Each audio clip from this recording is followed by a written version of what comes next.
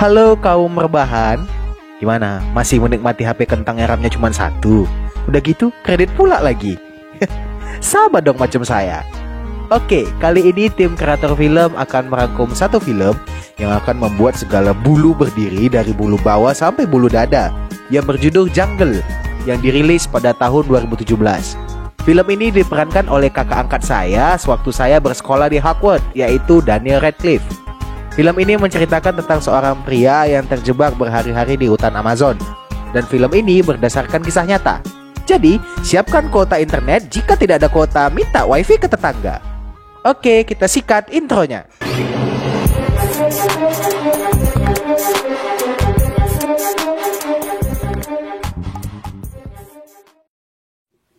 Pada tahun 1981, seorang pria yang senang akan petualang yang bernama Yossi Ginsberg pergi ke Bolivia dengan rencana untuk mengunjungi hutan Amazon.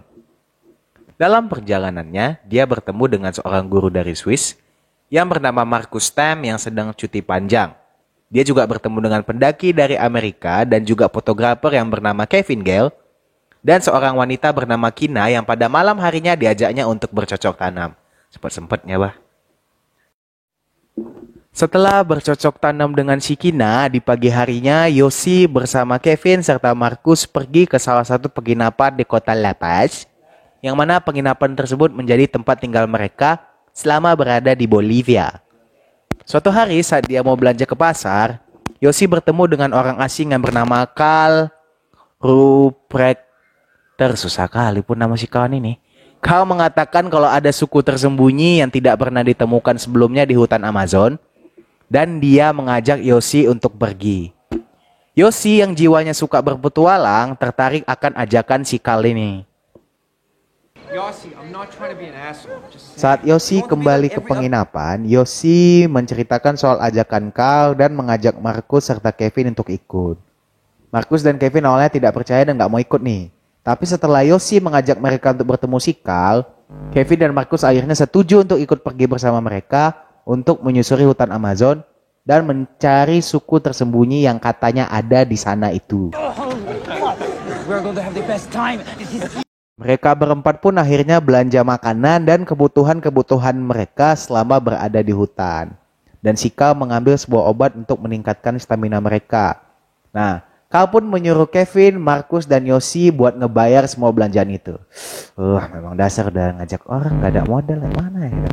Saat bersiap untuk pergi, Yossi sendiri membawa sebuah buku kecil pemberian pamannya yang dia percayai sebagai jimat keberuntungan. Perjalanan di hutan Amazon pun dimulai dan mereka akan pergi ke sebuah desa yang mana Carl mengenal orang-orang di situ dan mereka akan menginap selama 1 hari. Perjalanan yang melelahkan dan hujan yang deras pun harus mereka tempuh. Keesokan harinya saat mereka sudah dekat menuju desa tersebut, Kevin, Yossi, dan Markus tiba-tiba kehilangan jejak Carl. Kevin dan Yossi sudah mau terus berjalan, namun Markus memilih diam ketakutan dan memanggil nama Carl sangat kuat. Beruntung saja penduduk lokal desa tiba-tiba lewat dan menunjukkan jalan menuju desa itu, di mana Carl juga sudah sampai di sana. Kevin, Markus, Yossi, dan Carl kemudian menghabiskan 1 hari di sana berkumpul dengan warga-warga desa itu sambil makan bersama. Dan di pagi hari mereka memutuskan untuk kembali menyusuri hutan. Dan di sini Carl memburu seekor monyet dan mereka kemudian memakannya. Terkecuali Markus yang jijik dan tidak mau memakan daging monyet tersebut. Nah, dan di sini nih Markus mulai kesulitan untuk berjalan. Dan di hari esoknya diketahui kaki Markus ini udah luka berdarah. Carl pun membantu merawat luka itu. Namun hal tersebut justru membuat perjalanan mereka menjadi lambat. Nah, Yossi serta Kevin mulai kesal akan hal itu. Dan di malam hari, Markus yang menyadari Yossi serta Kevin kesal kepadanya, mengatakan kalau hal itu bukanlah salahnya dan dia sendiri nggak mau sebenarnya kalau kakinya itu luka parah.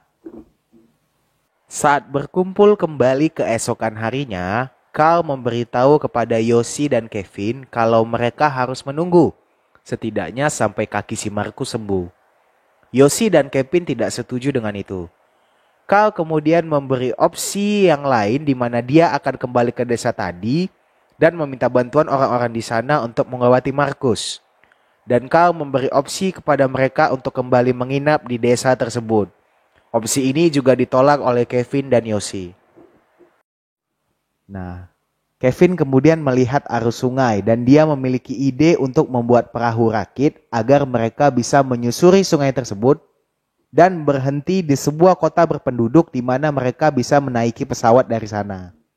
Dikarenakan Kevin, Yoshi, dan Markus setuju dengan opsi itu, Carl mau tidak mau membantu mereka membangun perahu rakit, dan setelah perahu rakit itu selesai dibuat, mereka menaiki perahu itu dan mulai menyusuri sungai.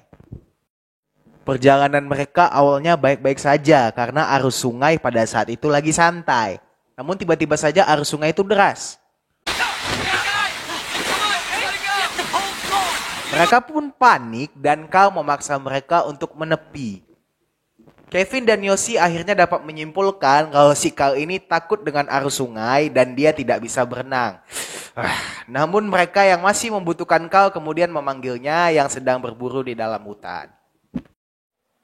Sore harinya saat Kevin, Yoshi, dan Markus ingin menaiki perahu rakit lagi, Carl tidak mau ikut dan memilih untuk berjalan melewati hutan. Dan Carl membebaskan mereka bertiga untuk ikut dengannya atau tidak. Kevin dan Yoshi akhirnya berdiskusi dan mereka memutuskan untuk tetap menyusuri sungai. Namun mereka menyuruh Markus untuk ikut dengan Carl karena Markus yang lemah. Markus setuju dan mereka berempat kemudian berbagi senjata dan makanan dan kemudian berpisah.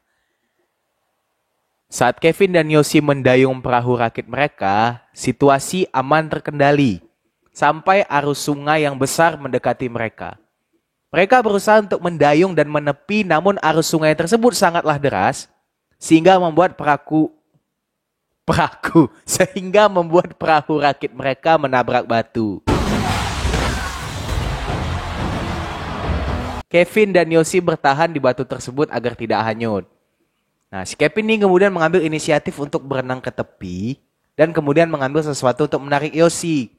Namun sayang, sebelum Kevin melakukan itu, Yoshi terseret arus sungai dan hanyut. Aduh, kasihan kali, bah. Yoshi yang terbawa arus sungai pun berusaha untuk menggapai sesuatu. Dia pun berhasil menggapai sebuah batu dan berhasil mencapai ke tepi sungai. Dia pun memanjat agar kembali ke hutan dan meskipun sempat jatuh, dia berhasil sampai. Namun waktu sudah malam dan hujan lebat melanda hutan itu, sehingga Yoshi memutuskan untuk beristirahat. Yoshi pun akhirnya mencari jalan sendiri untuk menuju kota yang tadinya ingin dia dan Kevin tuju. Nah, di sini Yoshi harus memanfaatkan instingnya sebaik mungkin agar bisa selamat dari hutan itu. Setelah 6 hari berlalu, Yoshi yang berjuang dan akhirnya kereta pun digeber. Tunggu sebentar ya. Oke, tahan. Nah, dah. Sampai mana kita tadi? Oh ya. Setelah 6 hari berlalu, Yoshi bertahan hidup dengan makanan-makanan yang dia temukan di hutan. Pada malam hari saat dia ingin tidur, Yoshi tiba-tiba berhalusinasi melihat Markus di tempat tersebut. Dan seekor jaguar mendekatinya. Nah, untung aja nih Yoshi mengetahui hal itu. Dan dia segera menghidupkan api agar hewan tersebut pergi. Di pagi harinya, Yoshi menyadari sesuatu bersarang di dahinya. Dan saat dia membelah dahi tersebut, diketahui beberapa ekor cacing telah bersarang di situ. Namun dia berhasil mengeluarkannya. Yoshi pun kembali berjalan menyusuri hutan dan melihat salah satu pohon ditebang. Yang menurutnya merupakan pertanda seseorang baru saja melewati tempat itu. Namun setelah diselidiki, ternyata pohon tersebut tertebang akibat terkena petir saat hujan. Hal itu dibuktikan karena banyak dedaunan pohon yang jatuh di daerah itu. Saat Yoshi telah sampai di suatu tempat bernama Kuriplaya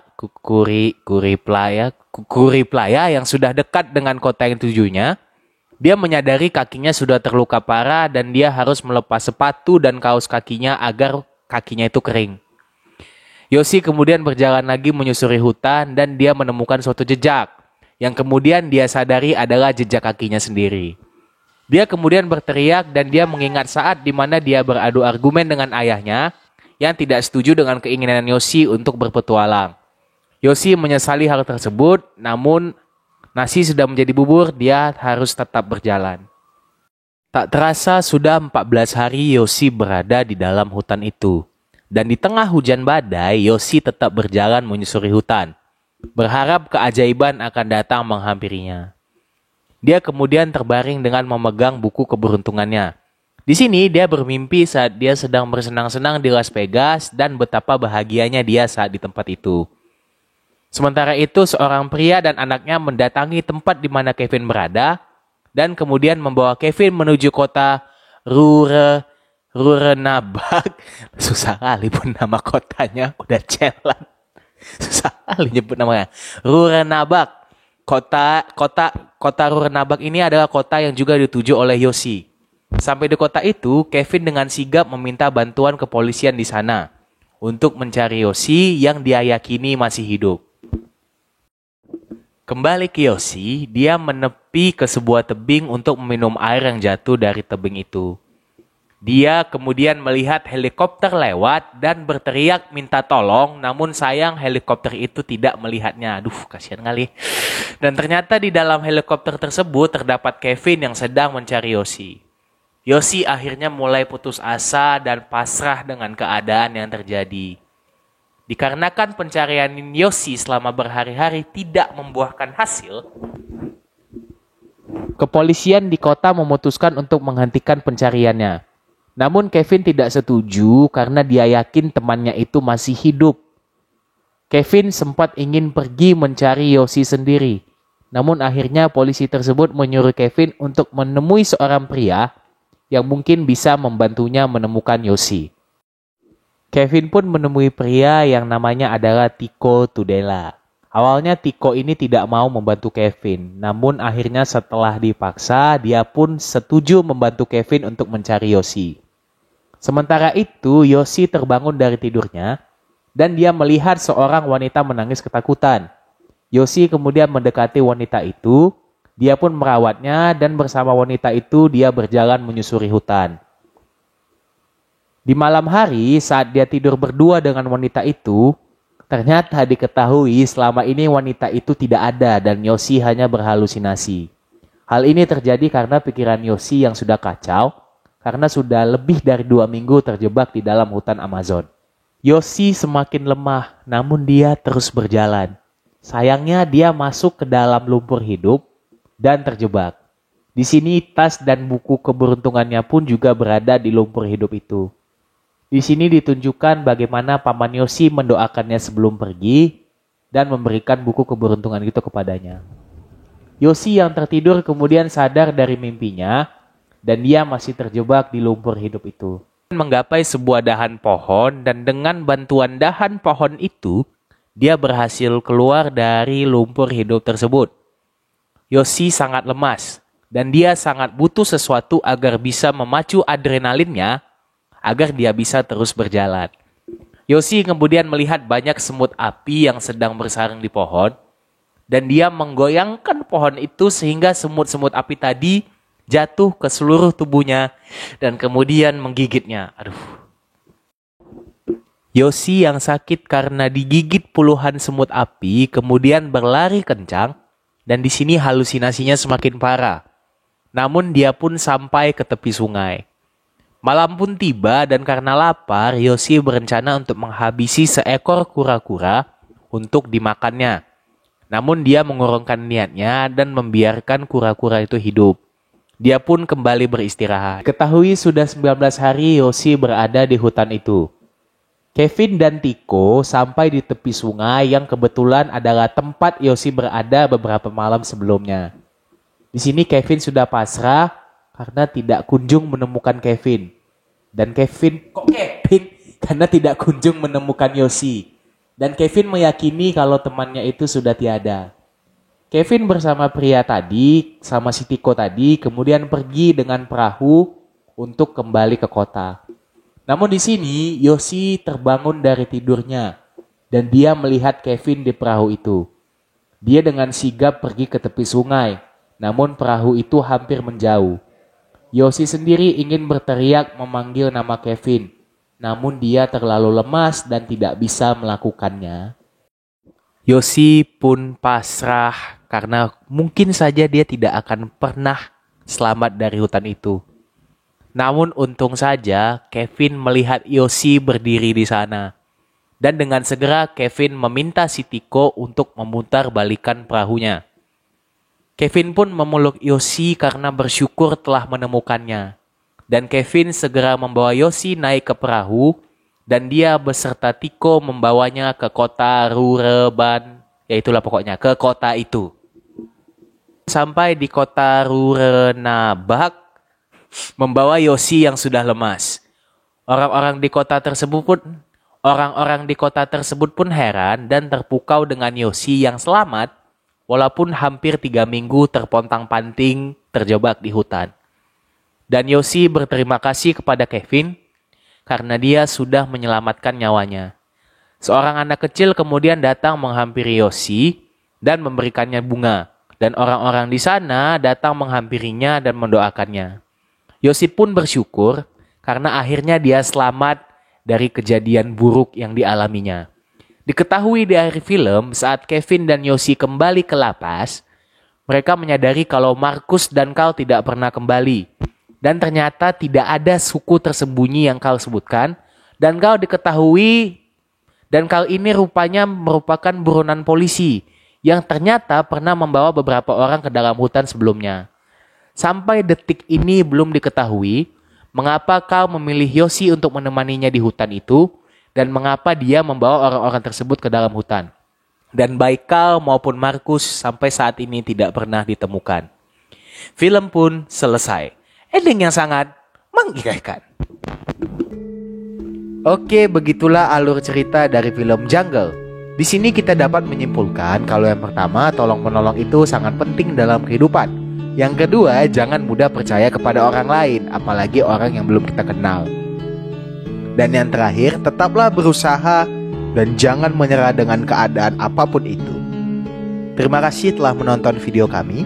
Jangan lupa untuk klik tombol like dan jangan lupa juga untuk klik tombol subscribe dan nyalakan loncengnya agar kalian tidak ketinggalan rangkuman-rangkuman film kami selanjutnya. Dan jangan lupa untuk share sebanyak-banyaknya. Terima kasih, aku Adit dan beserta segenap tim kreator film pamit undur diri. Dan sampai jumpa di video selanjutnya.